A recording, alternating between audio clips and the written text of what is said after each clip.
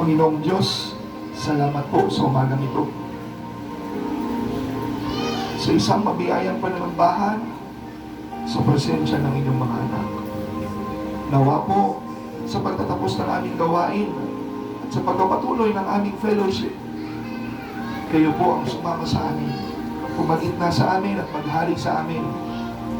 Paglabas namin ng bahay-sambahan, Panginoon, gamitin niyo po ang bawat isa sa amin upang maging daluyan ng inyong pag-ibig, pagpapala at pag-asa.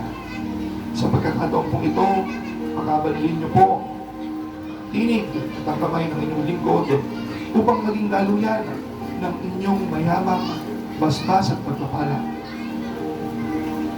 Mga magulang, mga kapatid, mga kamanggagawa, tanggapin ninyo mayamang pagpapala na nagmumula sa ating Diyos Amang makapangyarihan sa lahat.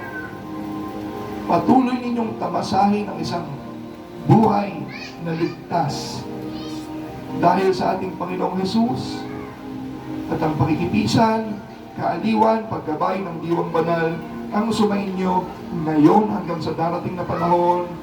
Amen at amen.